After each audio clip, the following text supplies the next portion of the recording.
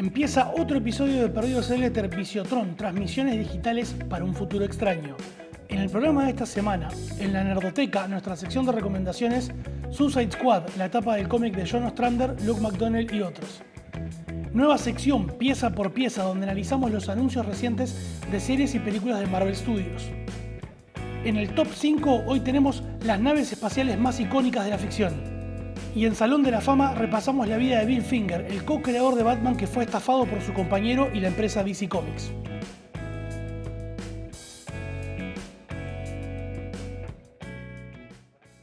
Bienvenidos a otro programa de Perdidos en el Éter Visiotron, transmisiones digitales para un futuro extraño. Déjenos comentarios acá mismo o nos pueden escribir en las redes sociales que queremos saber qué les pareció el programa anterior y qué les está pareciendo hasta ahora. Ahora nos zambullimos directo en nuestra Nerdoteca, la sección de recomendaciones que como siempre viene sin spoilers.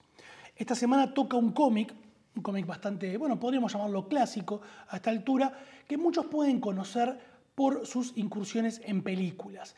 El Suicide Squad o Escuadrón Suicida es uno de los equipos de DC Comics, la misma editorial en la que están Batman, Superman, la Liga de la Justicia y todos los demás. Pero es un equipo muy particular.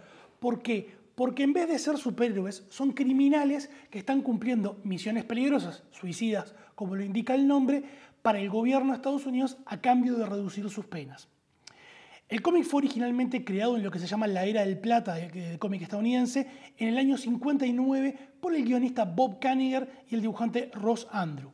No eran supervillanos originalmente, sino que eran un equipo de aventureros tipo James Bond que hacían misiones muy peligrosas. Aparecieron en varios números del cómic antológico de Brave and the Bold. Era muy común por aquella época que en vez de tener cómics con un solo protagonista hubiera varias historias por título. Kanigher también crea en la década del 60 una versión militar del Escuadrón Suicida ambientado en la Segunda Guerra Mundial. Como muchos otros conceptos de la historieta, fue reciclado y en el año 87 el guionista John Ostrander lo convierte en el equipo de supervillanos que hoy conocemos. Ese cómic duró 66 números más un par de especiales entre el 87 y el 92. Por lo menos los primeros 15 números fueron publicados en España por la editorial 5 y llegaron hasta acá a Uruguay, donde cosecharon varios fanáticos. El equipo de Escuadrón Suicida está formado por la agente del gobierno Amanda Waller, trabajando desde una prisión federal en el estado de Luisiana. El militar Rick Flag, que es un personaje que traen desde la primera versión, es el líder del escuadrón que custodia a los supervillanos. Los supervillanos, en cambio, tienen una bomba implantada en el cerebro por si se desacatan. Los primeros elegidos son los personajes Blockbuster, Tigre de Bronce, Capitán Boomerang, Deadshot y la Encantadora. Blockbuster muere en el primer encuentro del escuadrón con enemigos, mostrando el potencial suicida que tenían. El elenco del cómic no solo incluye a los villanos y a los agentes como Flag y Waller, sino que también al personal civil de la cárcel, desde el administrador, el personal psiquiátrico y un sacerdote. El cómic entonces no solo muestra las batallas o los encuentros con otros personajes y misiones, sino que se toma el tiempo de humanizar a los personajes, por ejemplo, con las charlas con el cura o las sesiones psiquiátricas que tiene cada uno de los personajes o lo que hacen en su tiempo libre cuando están en salida transitoria de la prisión. Otro personaje, o más bien otra identidad nueva que hace el debut en el cómic es Oráculo, que era originalmente Bárbara Gordon, Batgirl, que unos años antes había sido dejada paralítica por el Joker de un tiro en la espalda. Acá es una hacker que, sin revelar su identidad, de hecho los lectores no lo saben hasta mucho tiempo después, ayuda al escuadrón. Después se convirtió en la hacker de Batman y de su equipo, de sus amigos, y luego de todos los héroes del universo DC, y terminó siendo líder de otro equipo importante que es Birds of Prey, las aves de presa. Las misiones del Escuadrón Suicida involucraban atacar a otros supervillanos, pero también muchas veces a superhéroes de otras naciones que Estados Unidos podía ver como enemigos. Por ejemplo, un equipo de superhumanos de un país árabe ficticio llamado Kurak, un obvio reemplazo de Irak o de Irán, o incluso de la mismísima Unión Soviética, porque estamos hablando de un cómic en plena Guerra Fría. También se enfrentaron a superhéroes como el propio Batman, que amenazó con exponer todo el tinglado del Escuadrón Suicida ante la opinión pública, hasta que Amanda Waller lo amenazó con revelar su identidad secreta. Hay espionaje, hay aventura, hay política, hay mucho más. Es un cómic que se encuentra en versiones digitales y también se encuentra traducido al español. En librerías de Plaza lo pueden encontrar en una reedición reciente editada en España. La verdad, muy recomendable. Ha habido muchos cómics posteriores del Escuadrón Suicida, pero como esta etapa inicial de este Escuadrón Suicida de supervillanos, la verdad que yo por lo pronto no he leído ninguna. Diviértase un poquito leyendo a los malos.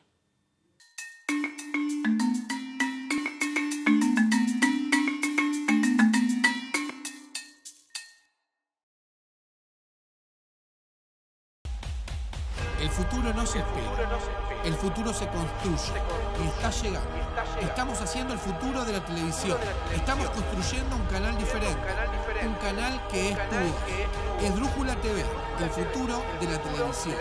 Míranos a partir del 2 de febrero por esdrújulatv.com. Primeros en streaming.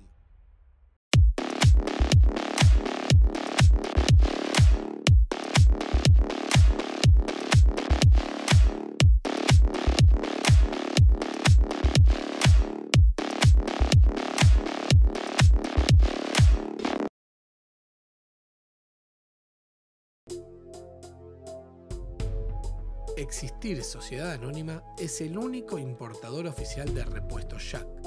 Trabaja tranquilo con repuestos originales y visítanos en nuestra nueva planta de la Ruta 1, kilómetro 28500.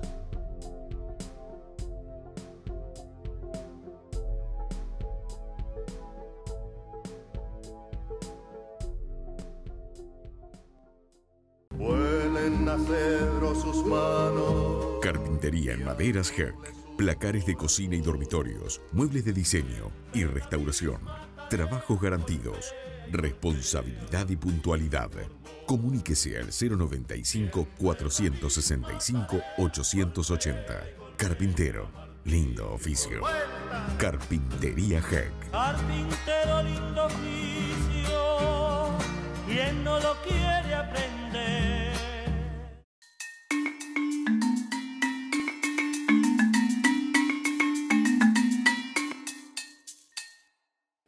Es hora de entrar a otra sección de Perdidos en el Éter, Visiotron, y esta se llama Pieza por Pieza, que es un pequeño análisis de las novedades de los futuros estrenos que se vienen en alguno de los universos que nos gustan.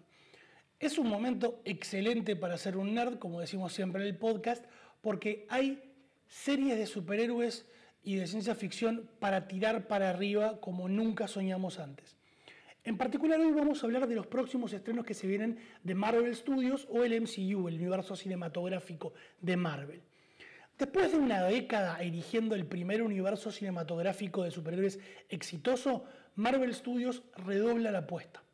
Antes tenían su lado de televisión y su lado de cine que nominalmente ocupaban el mismo universo, pero que por temas de negocios los aspectos de producción estaban separados y en realidad no había muchas referencias. Por ejemplo, Agents of S.H.I.E.L.D., la serie más larga que tuvieron, intentaba referenciar cosas de las películas y jugar con lo que pasaba en ellas, pero en las películas nunca había ninguna referencia a lo que pasaba en la serie. Por lo mismo, en las series de Netflix como Daredevil o Luke Cage, había referencias puntuales, pero eran más bien guiños. Ahora, el núcleo de la empresa de Marvel Studios se unificó y todo está producido del mismo lado para integrar las narrativas, cosas que vamos a ir viendo a medida que salgan las producciones. Ahora que cuando ustedes están viendo esto, ya estamos viendo WandaVision, la primera de las series estas que salió desde este Marvel Studios unificado, que es una suerte de precuela de la próxima película de Doctor Strange que se llama The Multiverse of Madness.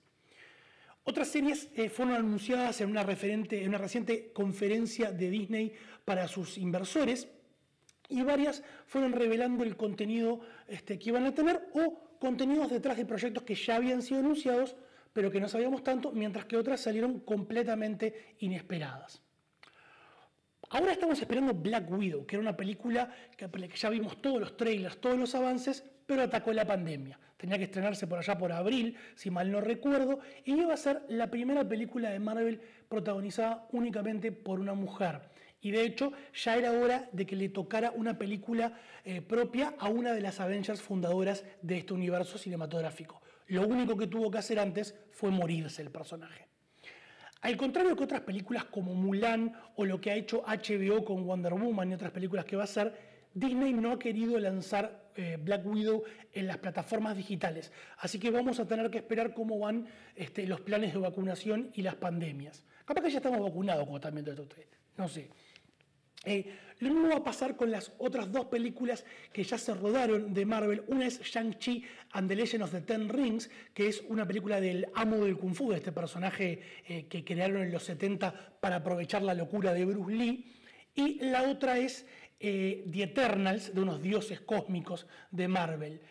Shang-Chi terminó de rodarse ahora hace poco y tiene fecha de estreno para 9 de julio, pero quién sabe. Y Eternals también se terminó de rodar y se estrena el 5 de noviembre, de vuelta, no sabemos. En cuanto a los productos que estamos esperando para televisión, WandaVision, como dijeron, ya estaría en el aire y no sé qué está pasando realmente, porque ojalá... A ver, estamos jugando con el tiempo también acá. Cuando les digo esto, ya la voy a estar viendo, pero no sé qué decirles. Por lo que muestran los trailers, parece que están abrazando muy fuerte lo que son los poderes de manipulación de la realidad de Scarlet Witch, de la Bruja Escarlata. Para empezar, podemos ver que está con Vision, su pareja, pero Vision murió en la penúltima película de Avengers, Infinity War. Así que para que vuelva, algún currito de manipulación de la realidad tendría que haber. Por otro lado, también parece que va a haber magia, enfocando la parte de bruja del nombre clave de Wanda. Por ejemplo, aparece su mentora, el personaje de Agatha Harkness, la bruja, que fue una de las brujas de Salem, de hecho, y la entrenó en los cómics. Y como dijimos hace un rato, es una precuela de Doctor Strange and the Multiverse of Madness. Qué titulón que les están metiendo.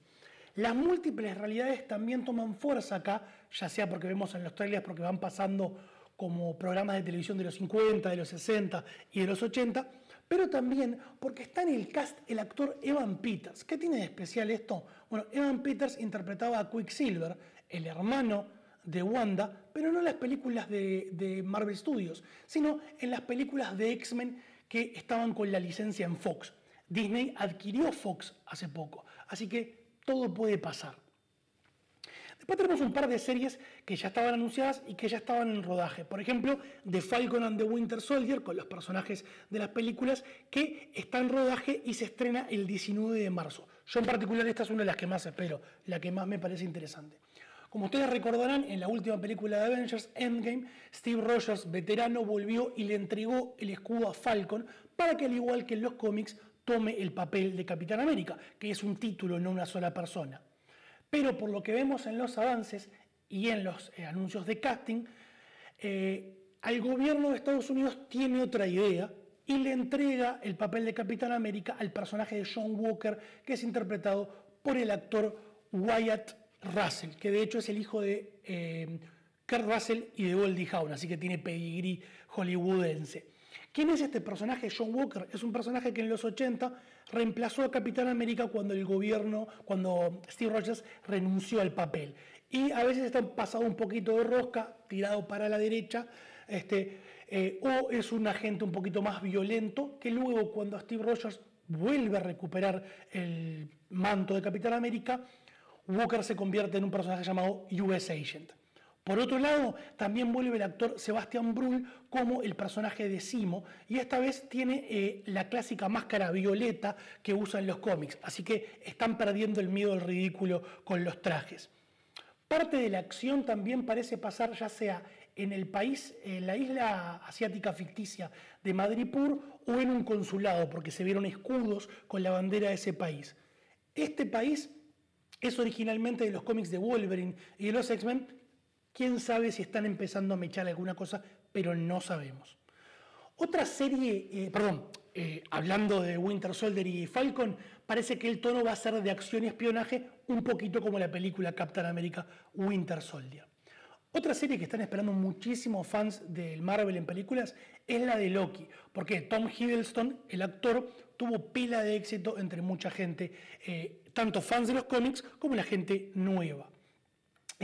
Según el tráiler, parece que Loki está trabajando para una organización de los cómics que se llama la Time Variance Authority, la autoridad de las variantes del tiempo, con lo que viajaría por el tiempo arreglando o mandándose cagadas con un poquito de tono de Doctor Who. También podemos ver que está el actor Owen Wilson interpretando un personaje que se llama Mr. Mobius. El último de los actores de las películas hacen la voz de sus personajes y en particular en el episodio en donde Chala es Star-Lord, que hubiese pasado si él fuera Star-Lord, tenemos la última interpretación del personaje, o para el universo Marvel, del fallecido Chadwick Boseman, que murió hace pocos meses de cáncer. El último adelanto visual que tenemos por ahora no es un trailer, sino un breve video detrás de cámaras que muestra algunas escenas de la filmación. Estamos hablando de la serie de la heroína adolescente Miss Marvel, protagonizada por la novata actriz canadiense Iman Vellani. Como en el cómic, la serie nos va a mostrar a este personaje que es fanática de Captain Marvel, porque ahora el universo cinematográfico de Marvel ya pasó suficiente tiempo como para que haya una cultura alrededor de los superhéroes. Hay otros dos proyectos que habían sido confirmados y que ahora tienen más detalles. En primer lugar, la serie de She-Hulk confirma que Tatiana Maslany, la actriz de Orphan Black, va a ser la protagonista. También vuelve Tim Roth de la película de Hulk en su papel de la Abominación, un enemigo de Hulk. Mark Ruffalo sigue confirmado repitiendo su papel de Banner o de Hulk, no sabemos. Y la serie también se anunció como que va a ser una comedia de abogados, porque She-Hulk es una abogada, esto un poco siendo un paralelo de una etapa del cómic del autor Dan Slott que fue muy aclamada por los lectores. Después está la serie de Nick Fury, que fue confirmada como Secret Invasion, en donde va a estar con su equipo de Skrulls buenos, incluyendo a Ben Mendelsohn como Talos, que aparecieron en la película de Spider-Man, la última, Spider-Man Far From Home. En los cómics, Secret Invasion es una saga en donde se revela que por muchos años varios héroes y villanos fueron reemplazados por estos aliens que pueden cambiar de forma y engañar a la gente, pero en el universo Marvel cinematográfico no da la misma cantidad de años, en la cantidad de historia que hay como para desarrollar esto efectivamente. Sin embargo, con Civil War lograron adaptarlo de una manera bastante efectiva, así que veremos qué pasa en este caso.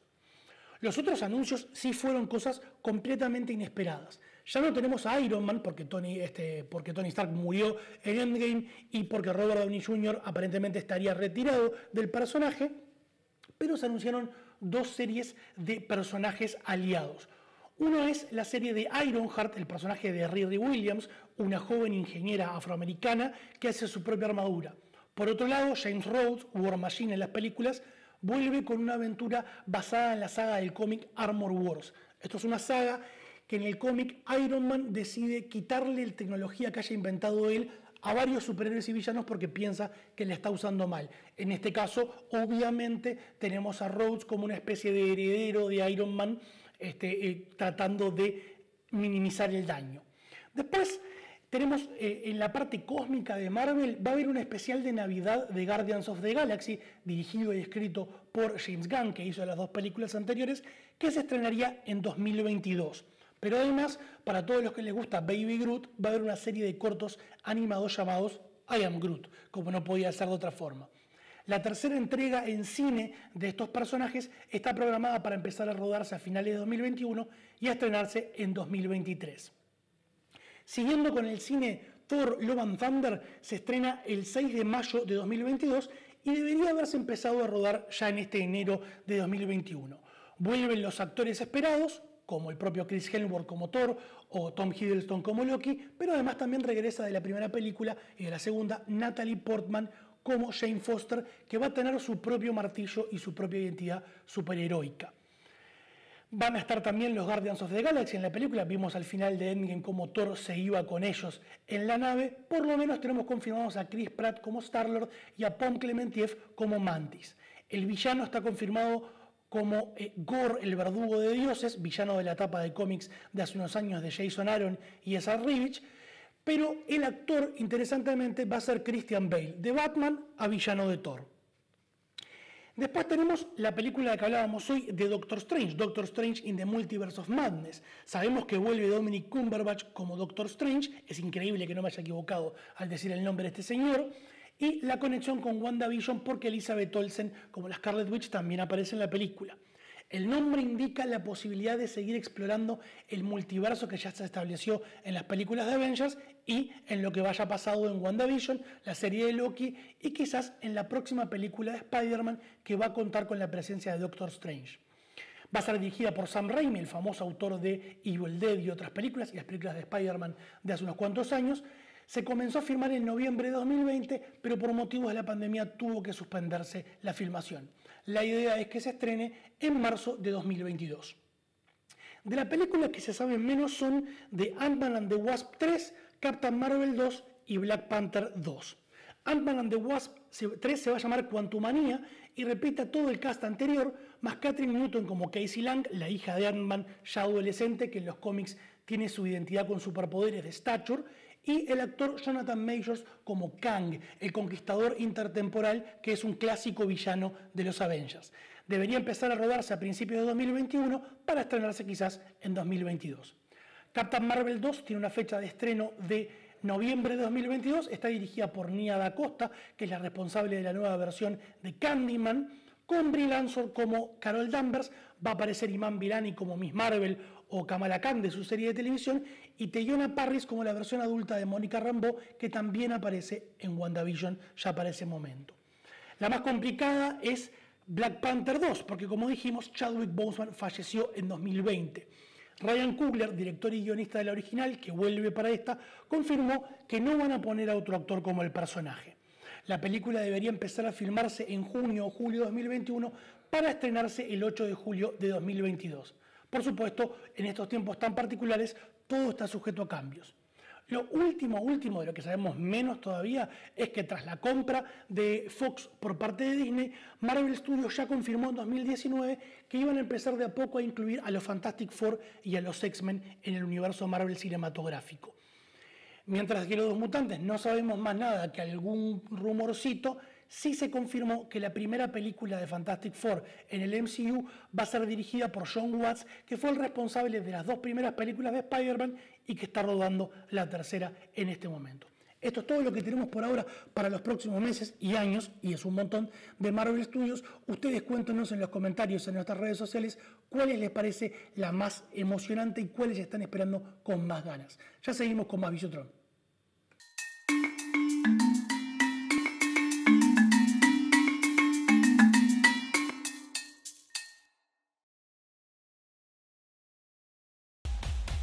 El futuro no se espera, el futuro se construye y está llegando. Estamos haciendo el futuro de la televisión. Estamos construyendo un canal diferente, un canal que es tuyo. Esdrújula TV, el futuro de la televisión. Míranos a partir del 2 de febrero por esdrújulatv.com. Primeros en streaming.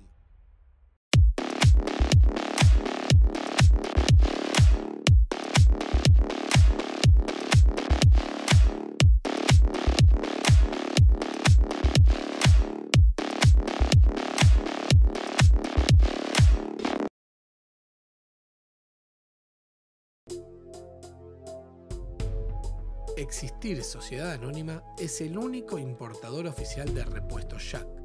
Trabaja tranquilo con repuestos originales y visítanos en nuestra nueva planta de la Ruta 1, kilómetro 28500.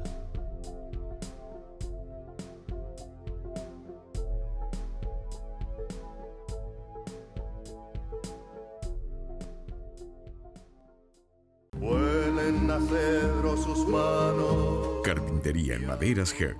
Placares de cocina y dormitorios. Muebles de diseño y restauración. Trabajos garantidos. Responsabilidad y puntualidad.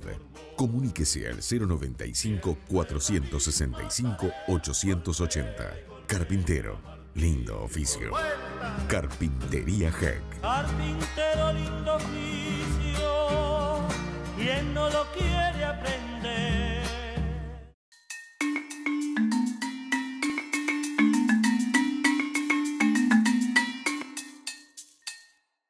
Es hora de nuestra cuenta atrás, de nuestro top 5. Hoy toca el top 5 de las naves espaciales más icónicas de televisión, ciencia ficción y cómics, otros lados. Cabe aclarar que esto es mi top, como siempre, mi opinión. Ustedes pueden tener otras distintas, pero el que está haciendo el programa soy yo, así que eso. Saqué algunas naves Por ejemplo, el TARDIS de Doctor Who, porque al no tener forma de nave espacial, capaz que es menos icónica en ese sentido. Vamos con el puesto número 5. El puesto número 5 es probablemente una de las menos conocidas por el público en general, que es de la serie de 1978 Battlestar Galactica, la nave que se llama igual que la serie. Algunos pueden conocer también la versión del remake de 2004, que es bastante parecida. Me gusta bastante porque es una nave que da esa sensación de militar de lo que tiene que ser y parece lo que es, una especie de portaaviones espacial. La siguiente nave es el Nostromo de la saga de Alien. Probablemente sea la más fea de todas porque parece lo que tiene que ser también, un camión espacial de carga. El modelo de la nave, la maqueta, originalmente estaba pintada de un amarillo brillante, pero en las pruebas de cámara que hicieron no les gustó nada y la dejaron con ese gris ahí medio mocho que también la hace parecer más un camión.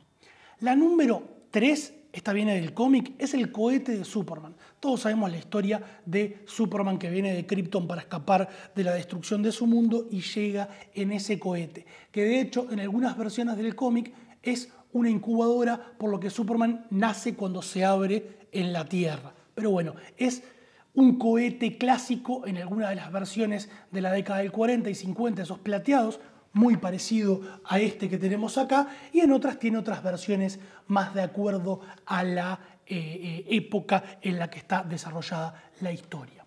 La número 2 es el Millennium Falcon, que también tenemos acá de Star Wars. Quizás es una de las más famosas de la ciencia ficción en el cine, la nave del contrabandista Han Solo y su compañero Chewbacca. A mí me gusta más en el universo de Star Wars el X-Wing, los cazas espaciales, pero ciertamente no podemos negar cuán icónica es la nave, el Millennium Falcon, para mucha gente, incluso que no vio Star Wars. Y el número 1 es nada más y nada menos que el Enterprise original de Star Trek. Es una serie que tiene más de 50 años, que es el estándar de muchas series de ciencia ficción y que por supuesto fue imitada con el Enterprise D en la serie de Next Generation. Todos ven esta nave y entienden que estamos hablando de viaje espacial y tiene ese look futurista, pero al mismo tiempo también utilitario, sin llegar a esas versiones de camión espacial que tienen el Millennium Falcon o la Nostromo. De vuelta, estas fueron las 5 naves que elegí yo, que me parecen las más icónicas. Me gustaría saber cuáles piensan que me faltaron. Seguimos con más Visiotron.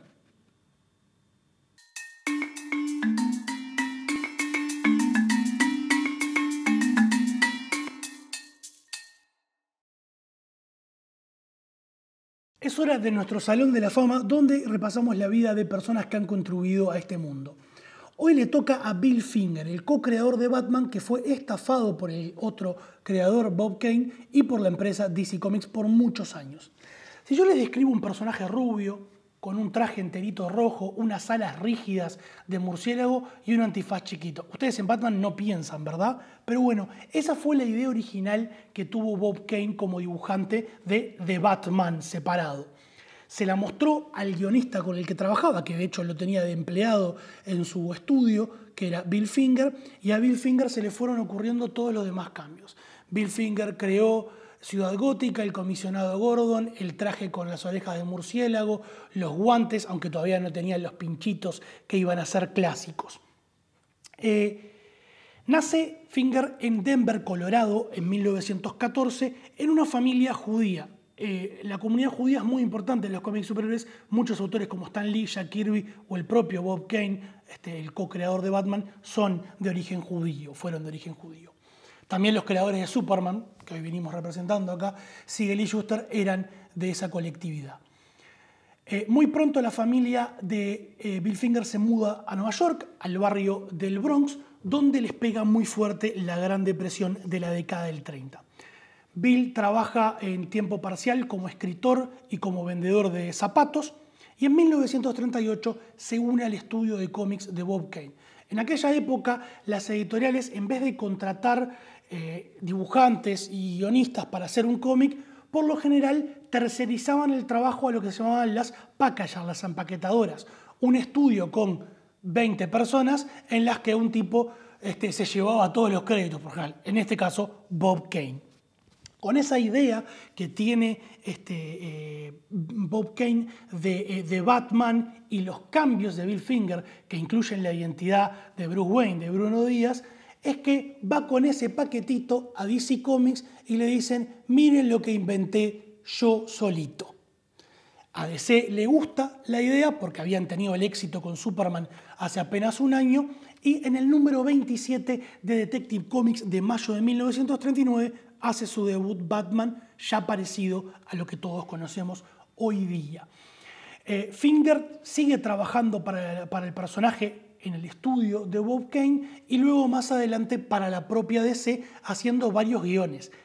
Podríamos estar todo el día listando los personajes que co-creó.